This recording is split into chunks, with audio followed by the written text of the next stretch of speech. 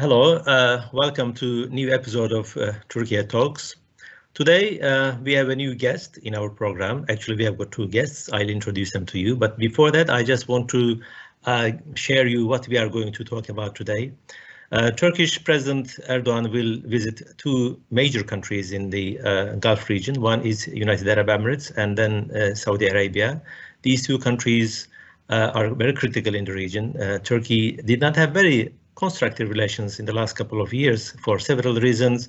One reason was the divergence during the Arab Spring and then the takeover of the Sisi in Egypt, then the Qatar blockade, and also the killing of Khashoggi in Istanbul. These were some of the reasons why Turkey and Saudi Arabia diverged from each other. Today we will be looking at what has changed and what are the main reasons that those countries are now trying to come together and try to reconcile, whether this is a major shift in their foreign policy decisions or there are some other reasons and expectations that lead to such reconciliation efforts. Today we have got Professor Ali Bakir from Ibn Khaldun Center.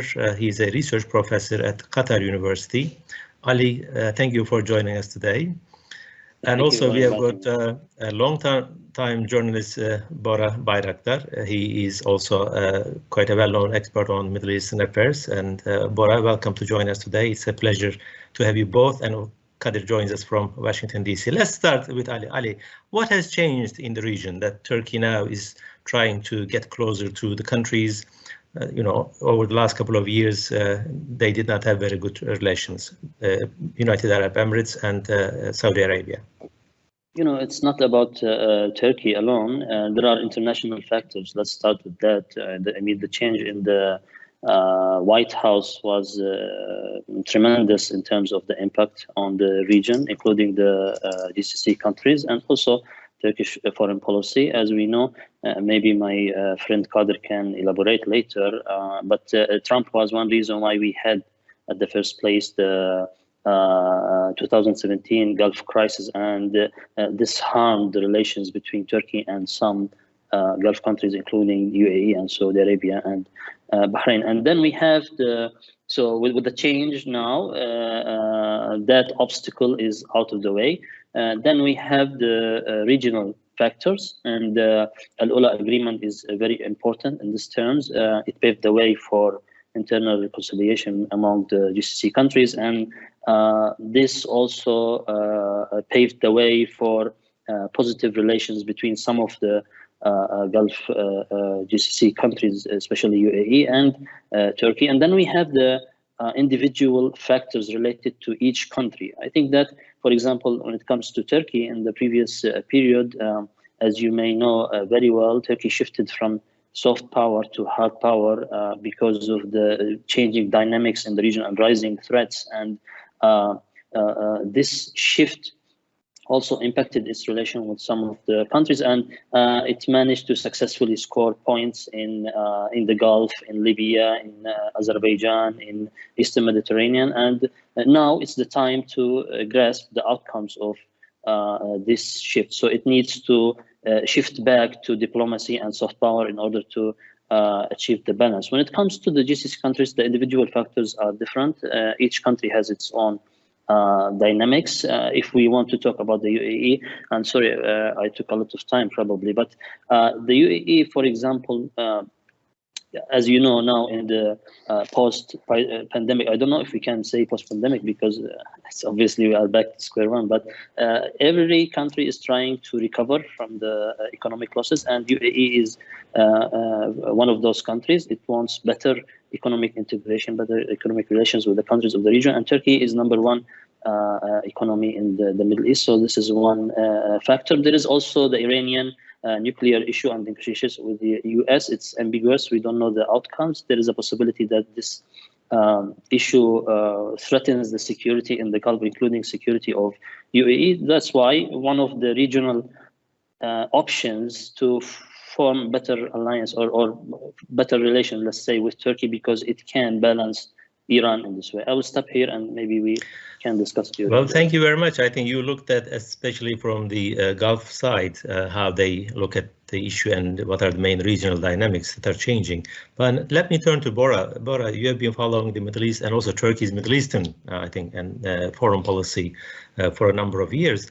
I think Turkey has also changed its tune and tone when it comes to the foreign policy decisions recently. In some areas, we see new crises emerging in South Caucasus, in also Ukraine, in the Black Sea region, and also we have seen it in the Mediterranean. But now it seems that Turkey recognizes the fact that with other countries like the Gulf countries, there needs to be a new page to be opened. Why Turkey thinks that such a move is time? Bora, can you hear me? Okay, yeah, okay. I can hear you. Sorry. I think when we look at especially international media about Turkey's new foreign policy reapproachment with Gulf countries, I see a word which I don't agree, and that is U-turn. They talk about U-turn of Turkish diplomacy, Turkish foreign policy. We can say the same thing for other countries. I think we can here talk about 90-degree turn from other actors, all actors, because after the election of Biden administration in the US, all the countries in the region re-evaluated their foreign policies, recalibrated their approach to other countries, because Trump provided a different environment. He supported Gulf countries without any reservation. He made them approach Israel. They signed agreements. So this was a different era. Now with the administration of Democrats, Biden administration, we have seen a reapproachment of the United States to Iran, which I think annoyed most of the Gulf countries. So they recalibrated their policies, and they have different security concerns right now.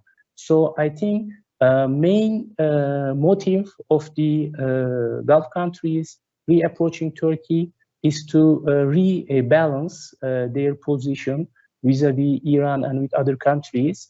And also I think Turkey's recent success in Libya, in Syria, and also in Azerbaijan, in Karabakh against Armenia.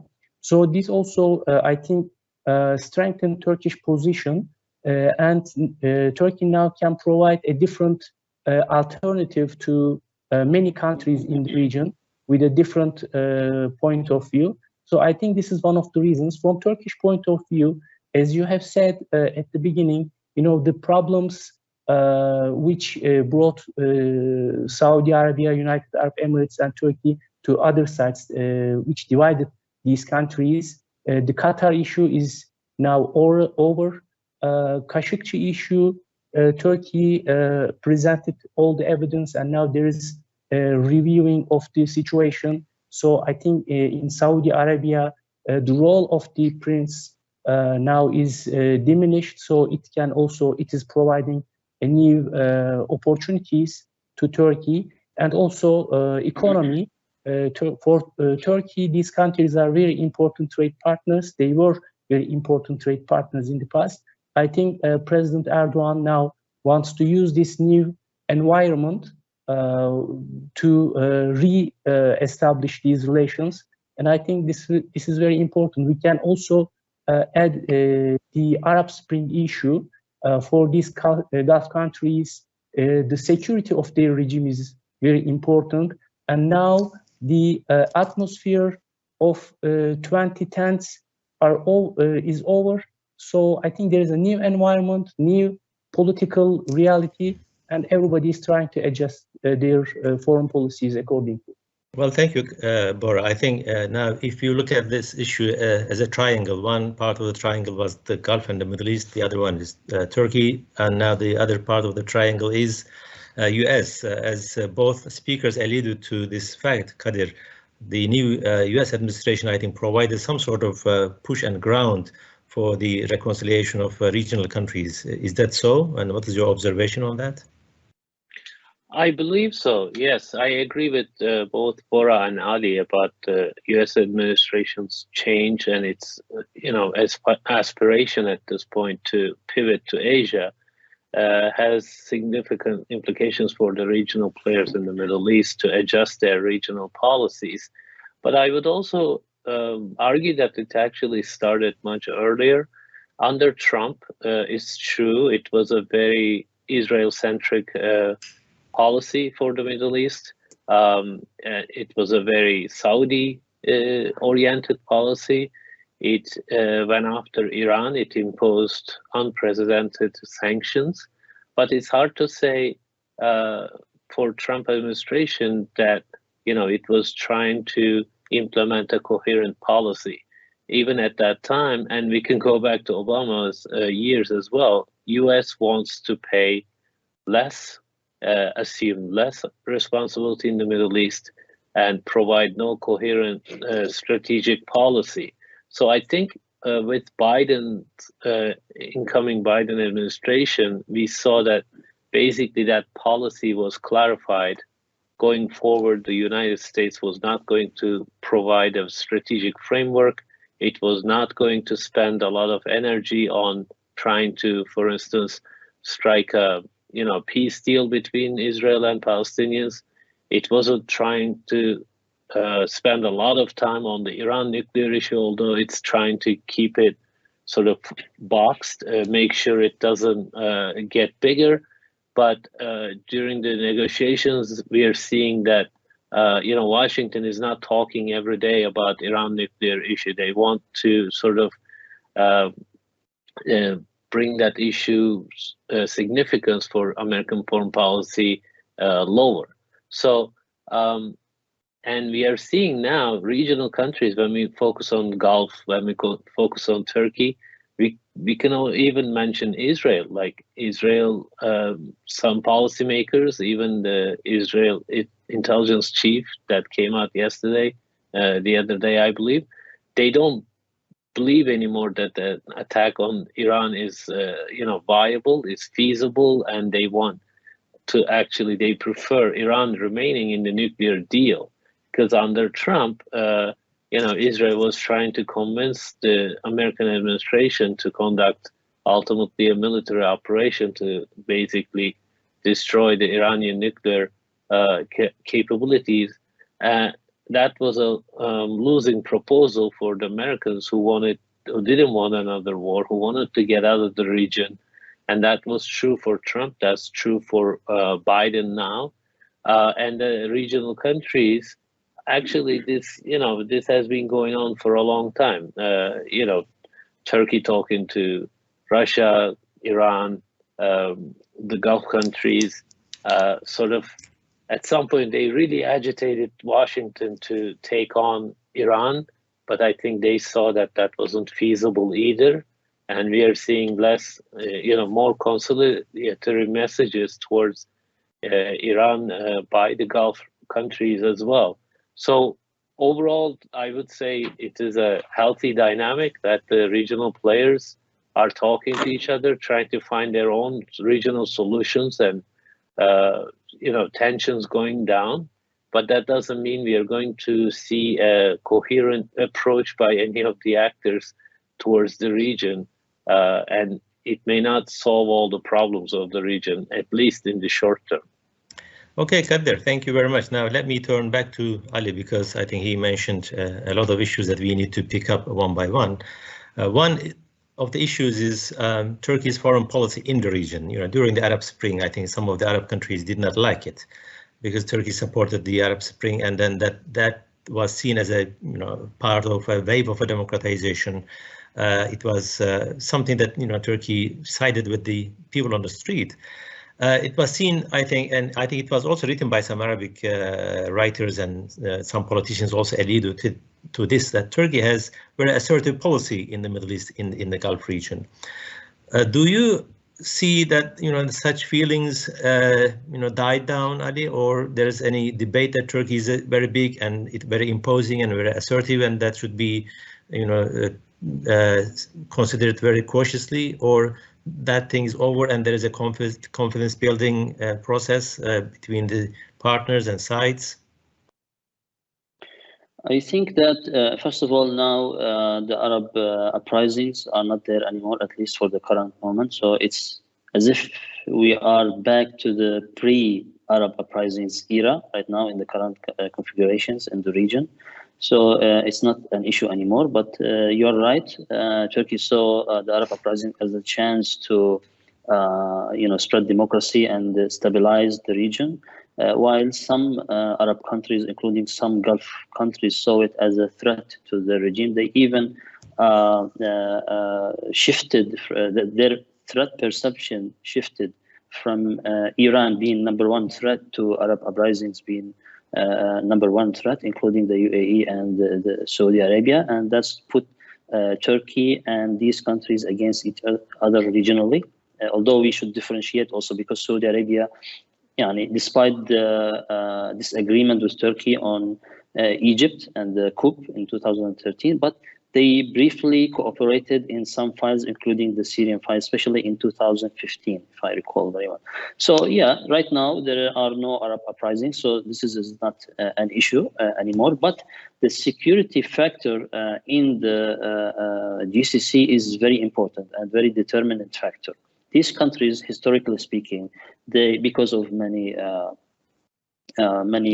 reasons when it comes to demography or to military competency or to other reasons, they are unable to defend themselves militarily against the rising threat, including the threat of Iran. So they need a security guarantor. And the current security guarantor, the US, during the, if I may say, the last 11 years or so, starting from the end of Bush, the second era, is not a reliable security guarantor anymore. At the end of the day, there is no alliance between the US and the GCC countries, contrary to the what people believe. This means that the US is not legally obliged to defend these countries in case of an invasion or a threat or a target. And we saw this actually during Trump era. So they are trying to solve this issue. So the viable option right now in the region is either they turn to Israel from their respective, or they turn to Turkey. And of course, Israel has its own disadvantages in the region. It is not popular. So this can be very risky for countries, especially like Saudi Arabia. For UAE, maybe it can manage its relation, but for Saudi Arabia, it's very risky to get alliance with Israel. And the other option, which is logically, is Turkey. Now, yes, during the last few years, and especially starting 2017 Gulf crisis, Turkey managed for the first time to be a critical player in the Gulf security because of the 2017 Gulf crisis. I mean, it deployed troops, it defended Qatar. So this was historically a very important step. I mean, the first since the collapse of the Ottoman Empire. So from this perspective, I don't think that they will mind a greater Turkey role in the Gulf, I mean, the GCC countries, but this should come as a result of understanding between the GCC countries and Turkey. Of course, this Iran will not like this setting. Even during 2017, Iran didn't like Turkey having greater role in the Gulf, but at the time there were no other options but for Qatar, Turkey, and Iran to cooperate. So I think this is the perspective from the Gulf countries. There is now, of course, the issue of the Saudi Turkish relations. If you want, we can discuss it later, so it's up to you. Ali, can I ask you something about this? UAE Sure. recently said that they were going to take another look at the arms deal with Washington. Do you have any insights about that? I think it makes sense if tensions are going down for UAE not to spend that much money on, arms imports, arms purchases from Washington. But I wanted to see what your take on that would be. Well, this deal was a part of a bigger deal during Trump administration, which is normalization of relation with Israel. Then you can get these F-35 fighters. Yes. What happened is that after normalizing with Israel, the U.S. didn't, actually they discussed whether they should deliver these in the future to the UAE or not. And as you know very well, when Biden administration came, they also reviewed these deals. So the UAE thought that the U.S. is not, how can I say that, credible. They are trying probably to find a way not to achieve this deal. So the UAE turned to France currently. And I don't know if you are following the French-Emirati relations. They are ordering a lot of French fighters. Whether this will happen or whether this is a card to manipulate the situation and tell the US that we have an alternative is not clear yet. But I think that for a country like UAE with the deep pockets, there are no shorts of options to buy fighters. The issue is that historically in the region, the US always made sure that Israel enjoys the qualitative edge when it comes to military technology. So it wouldn't be appropriate from their perspective that Israel has these fighters and UAE at the same time. And I think that this is one reason, by the way, why the US didn't live to its commitments to deliver also Turkey. They will say it's about the S-400, but my own personal view, it's bigger than that. Okay, I think just a quick follow-up, one more thing. Sorry, Ali, nobody can really provide the kind of security guarantees that US can, but Turkey has shown significant capabilities during the Gulf crisis, as you mentioned. So the US not willing to provide those guarantees that must really create a lot of anxiety. Do you see it that way in the region or not? Definitely. Let me start by saying yes, no one can replace the US security-wise, neither regionally nor internationally. No one can also afford because this role needs a lot of money, and no one can afford paying this money if there is no big interest that match this kind of payments. And third, there is also the political will. So during the end of Obama period, after the nuclear deal, and also during Trump administration, many experts thought that maybe China, Russia, India, or even Turkey and Iran can play a role in this regard. Now, regionally speaking, the best option for the Gulf countries is to depend on Turkey. Why? Geographically wise, Turkey can intervene quickly in case of any emergency situation, like the 2017 Gulf crisis, for example. The Europeans were very weak and they didn't respond quickly. The Americans, they were split. So the Turkish intervention was critical. Also, Turkey proved that it is a credible and reliable ally, and it can decisively defend its interests and the allies of its interests when it intervenes. And we saw that on ground in Libya, in Nagorno-Karabakh, in Syria, in the Eastern Mediterranean, and in the Gulf. So we already have an example. But the issue is that there is political problems right now that need to be fixed. And I think that we can discuss also this later. I will stop here. Bora, I know you have a question, but first I want to ask you a question, then you can turn to Ali later on. I think Ali and Kadir has mentioned about the security arrangements. There's a new security dynamic, and then US is not as reliable as it was before because US has different priorities in the region. In this context, what sort of specific contributions can Turkey make to the security of the region? Whether it is hard power, whether it is soft power, whether it is technology, whether it is the military support to the regional countries, because you have mentioned that Turkey has been very successful in some areas. Maybe that could be repeated in that region as well. Yes, I think the United States has lost in two ways, even during the Trump era. he withdrew from some agreements which made US an ally which you cannot depend on. And when Biden came, we have seen the footage of the Afghans falling from the planes from Afghanistan. So he withdrew his troops very quickly without proper arrangements. So everybody saw that, especially in the Middle East countries. I think this also added the thoughts about future and security concerns. So when it comes to Turkey's model, if we can say, as at the beginning, as you have said, when Turkey makes a move, it is regarded as an assertive foreign policy move, or Turkey is blamed for being aggressor, or it's labeled as neo-Ottomanism. But especially in the international media, mainstream media, what is happening in and around Turkey has been ignored. Turkey came under attack of dozens of terrorist organizations.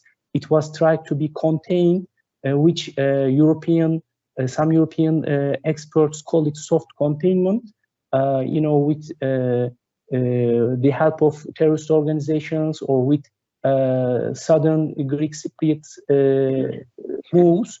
When I see Turkey's attempts or Turkey's foreign policy, I think it's very defensive, and it is very successful in that regard. So Turkey tried to break this isolation by attacking terrorist organizations in Syria and Iraq, and Turkey is very successful in that. Also, when it comes to Libya, I think it's also a defensive move because Turkey is trying to draw its maritime borders with the help of agreement with Libya.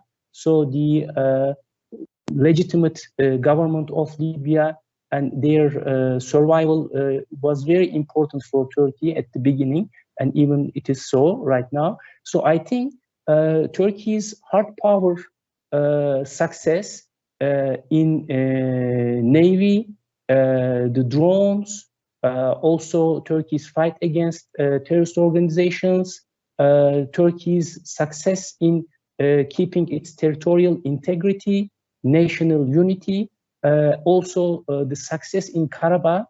I think this also provided a good example to many countries, because Turkey managed these operations against big powers, against the US will, against the Russian will in many cases. So Turkey, totally national arrangements worked. And I think this inspired many in the region. That's why Turkey is now exporting its military technology to many countries in Africa, in the Middle East. Many countries are trying to get Turkish drones. And not only this, also other Turkish military systems are being regarded as important for many. I think this is one thing. And second, I think Turkish political system also provided a flexibility during this era in turmoil. Turkey was able to get rid of all these problems. And I think right now it is time for Turkey to maybe, reapproaching other countries. I think this is working as a model. And with the, when US moves to Asia Pacific, and when there is a lack of a great power in the Middle East, fully supporting other nations, so you have to rearrange, rebalance your foreign policy. And I think this is also inspiring Gulf countries and others in the region. I was going to ask, actually, if you allow me to Ali Bakir about Saudi Arabia, because Turkish president is now going to Saudi Arabia in next month probably. I really wonder what is happening inside. What is the role of Prince Salman after Biden administration was elected? What is the role of him? Do you think he can spoil any kind of normalization? And also, what happened to 2030 Saudi vision? 2030. Yes. I don't know if Talib would like to add also on Saudi Arabia so that I answer one time on the issue, but anyway. Feel free, yeah. Ali. Okay, the floor is yours. Thank you. I don't agree with those who are saying that the power of the Crown Prince is diminishing. Right now, he's a central figure in Saudi Arabia policies, whether internal or external. There are some issues that are shared with the king, although legally the king is the the ultimate power, but practically the Crown Prince is the de facto also ruler. This is number one. Number two, I believe that indeed the Crown Prince stalled and disrupted the rapprochement between Turkey and Saudi Arabia in the last few months. For example, by the way, the rapprochement between Turkey and Saudi Arabia regionally started before all other rapprochement efforts, whether with Egypt or whether with the UAE or any other country. It started a little bit before Al-Ula agreement, and there were communications between President Erdogan and King Salman, and also Foreign Minister Mr. Çavuşoğlu also met with the Saudi Foreign Minister a couple or 3 times in different places, and the Saudis were saying that we are okay, we don't have any problems, but in fact there were no advance at certain point, and it was understood that Mohammed bin Salman, the Crown Prince, is stalling actually the normalization because of the Khashoggi issue. Now, I think that this is central in this topic is central in any discussions between Turkey and Saudi Arabia. I think that, and this is my own perspective, that President Erdogan is going to Saudi Arabia because mainly of this topic. Of course, from the Turkish perspective, this issue is closed, and we had different statements from Mr. Ibrahim Kalin, from the Foreign Minister, Mr. Çavuşoğlu, that indicates this issue, but from the Saudi side, they don't see it as closed. So we need a kind of arrangement between the two sides to overcome this issue. And after that, I think that normalization can proceed in the right track and way. I think that the President Erdogan visit is very crucial in this regard. And according to this visit, we can build our perception on what's going to happen between Turkey and Saudi Arabia in the coming period. Third point, and I would like to go back a little bit in time to 2015 and the issue of credibility of the US as a security guarantor. During Obama administration, actually, this problem started to arise with the Gulf countries, because Obama proved that he's willing, at least from the Gulf perspective, he's willing to reach the nuclear, or he wants to reach the nuclear agreement with Iran at any cost, even if this will be at the cost of the Gulf countries. And that's why he was saying, or this was known as the legacy of Obama. So in 2015, and many experts and also even officials don't know this information, the US imposed, unofficially of course, imposed a blockade and limitations against Saudi Arabia in terms of certain weapons during the first year of its war on the Houthis in Yemen. And during that period, in particular, the Saudis turned to Turkey to get the supplies they need from the military equipments to the bomb, to the smart bombs. So this was very crucial in terms of Saudi Arabia because it was left alone. And of course, the Europeans didn't compensate. So the right way was to turn to Turkey. Also, lately, and many people would be surprised, for example, that UAE is one of the top importers of Turkey's military equipment compared to other countries. Just I think last year, Qatar surpassed UAE when it comes to the Gulf countries. So more contracts are going with Oman, with probably Turkey aim to increase its military exports with Kuwait also.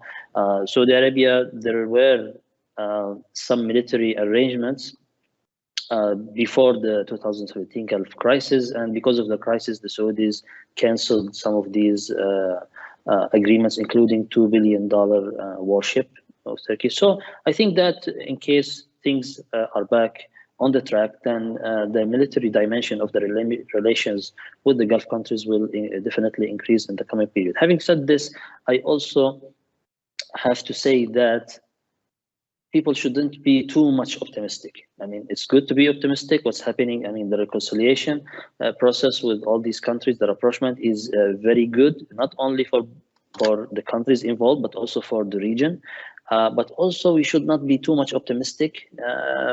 There are many factors why I would say such thing. One of them is that the decision-making process in many of the Gulf countries and the Arab countries in general are highly institutionalized, which means that critical decisions, whether internal decisions or on foreign policy, are dependent on the decision maker, which is in most cases one or two guys. And this makes the process very volatile. And unless the personal relation between the decision maker and the president of any other country or the decision makers of any country is good, then the relation is not guaranteed. It can be switched for any simple reason at any time in the future. So this is number one. Number two is that in the region, the instability is the norm. And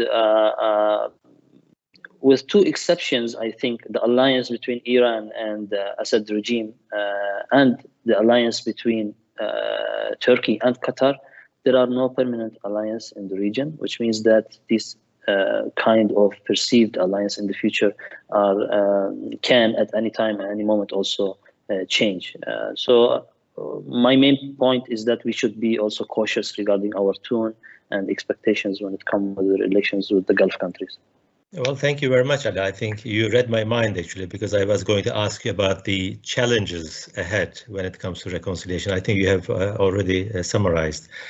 Actually, I have many other questions, but we run out of time. We have got a few minutes only. If you want to make any contributions from Washington, Kadir, and also from Ankara, Bora, let's start with Kadir, if you would like to pick any of the issues that is raised by Ali. Maybe Syria is a point that could be an area of cooperation between the Middle Eastern countries, Turkey, Gulf countries, because this is a long-running, I think, conflict.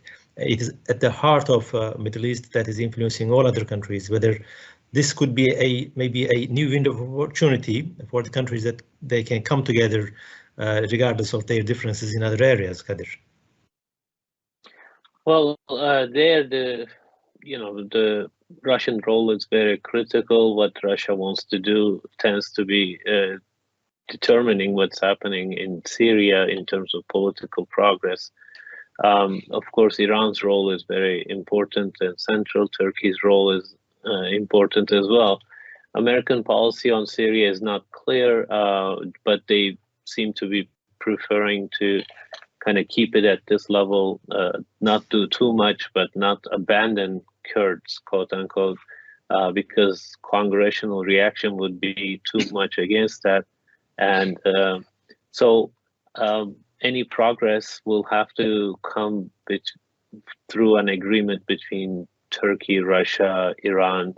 And I think these regional dialogues will keep bringing up issues in the region that needs to be resolved. In that sense, we can have a bit more hope, but I do agree with Ali, and I said at the beginning that these sort of realignments in the region we are seeing is not going to provide solutions very quickly, and it will take time. Like the example of Mohammed bin Salman, Bora mentioned 23rd Division. Perhaps the biggest blow to that vision and effort was the Khashoggi issue, and that's very related to Turkey. What Saudi will need to understand, and I'm sure Turks are telling them this, this was just not something that they could just let go. They couldn't cover up. This is not a country that, you know, allowed these things to happen, or looks the other way. So if they can somehow get over that, it's not going to be easy. As I said, that was the biggest blow to political ambitions of Mohammed and Salman. But things do change in this region rather quickly as well. You know, we heard Erdogan's announcement that he's going to be headed to Saudi Arabia next month. So I guess both, we can be hopeful, but we have to be measured and reserved about that, and keep our sort of options open, because things can change quickly. Well, thank you, Kadir. Bora, do you have anything to add to what has already been said here when it comes to the main challenge ahead of the coming months? Maybe not as a challenge, but to summarize, I think from Turkey's point of view, these visits will be the end of a process. Turkey was tried to be contained, broke it inland, at sea, and now it is time to break this isolation or containment in the field of diplomacy.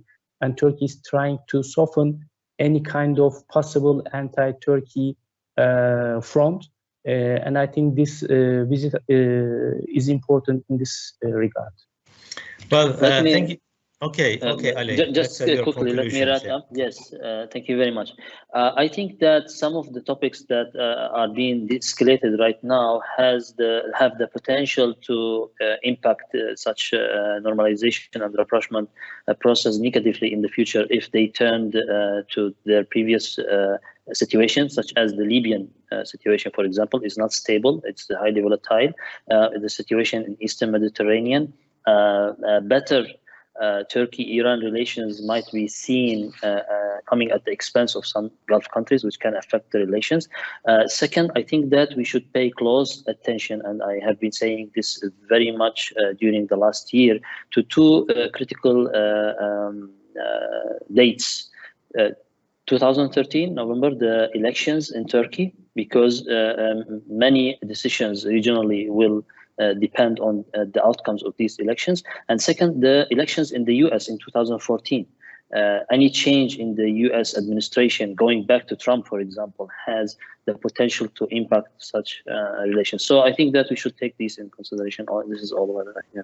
Well, thank you very much, gentlemen, for providing a broader picture of what's going on between Turkey and the Gulf countries. I think there are some challenging times to observe ahead of us, and we will be looking at how things will shape.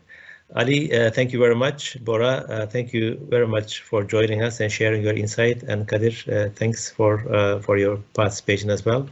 I think with that, we end this session, and hopefully we will meet at another session with other topics and other issues.